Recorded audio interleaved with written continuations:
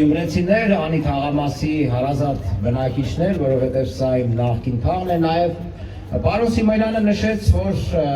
ճշմարտ փորձեր են անում մեր համակիրների նկատմամբ, շատերը չեն ցանկանում հրապարակային Երևան, դրանով չի սահմանափակվում ՔՊ-ն։ Նա սկսել է նաև քարոզչական դաշտում շատ էժան, շատ կեղտոտ քարոզություն իրականացնել Մայր Հայաստանի դեմ։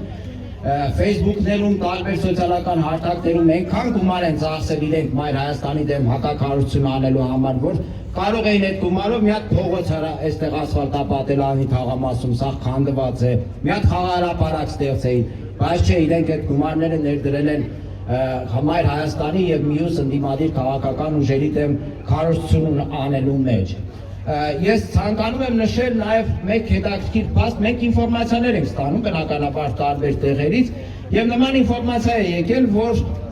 եթե հաջողվի ՔՊ-ին այս ընտրություններում մոլորեսներ գյումրեցիներին եւ ինչ-ինչ զարտուղի ճանապարհներով հայտնվել քաղաքապետի աթոռին, նրանք պատրաստվում են բարձրացնել գույքահարկը տարբեր տեղերում, տարբեր չափերի, ասենք անի թաղամասում այլ չափով, բայց էականորեն բարձրացնել, կենտրոնում էլ ավելի բարձր։ Սա իրենց գործելավոճն է, մենք ստուգում ենք այս տեղեկատվությունը, որքանով է համապատասխանում իրականությանը, բայց ես ասեմ, որ իրենցից հավատալի է, ամեն ինչ հավատալի է, որովհետև Երևանի ավականու ընտրությունների ժամանակ ՔՊ-ն Տիգրան Աբինյանը այսպես ամեղ դեմքով ասում էին ասեք կանեք, չէին խոսում տրանսպորտի թանկացման մասին, գույքահարկի թանկացման մասին, կարմիր գծերի թանկացման մասին, բայց հենց եկան իշխանության դրեցին 13 անգամ կարմիր գծերը թանկացրեցին, 100%-ով ուզում էին թանկացնել տրանսպորտը, բայց մի քիչ ավելի քիչ ստացվեց Մայր Հայաստանի ավականու շնորհիվ։ Մի խոսքով իրենցից հավատալի է, որ իրենք կան իշխանության,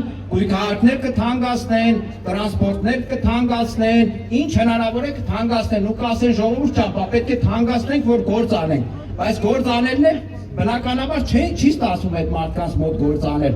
5 էլեկտրոավտոբուս են ստացել մի քանի տարի է, բայց չի շահագործվում Գյումրիում, վարչարանական խնդիրների պատճառով։ Այսինքն իրենք ավտոբուսը չեն կարողանում շահագործել, խոսում են աշխատանքից։ Իրենք ամեն ինչ թանկացնելու են ու դա պարգևավճար են բաժանելու իրենց ՔՊ-ական շրջանակների միջև։ Ժողովուրդ ջան, լավ կշռադատեք ընտրության գնալուց մարտի 30-ին։ Գնացեք ընտրության ՔՊ-ին մերժելու օրակարգով։ Այդ օրակարգի հիմնական սպասարկող ուժերից մեկը դա Մայր Հայաստանն է, Մայր Հայաստան դաշինքն է, Կարեն Սիմոնյանի գլխավորությամբ։ Ողջունենք։ Շնորհակալություն։ Ճիշտ ընտրություն։ Կարեն Սիմոնյան։ Կարեն Սիմոնյան։ Ճիշտ ընտրություն։ Հարգելի քաղաքացիներ, մի բան էլ ավելացնեմ ու սկսենք երթը։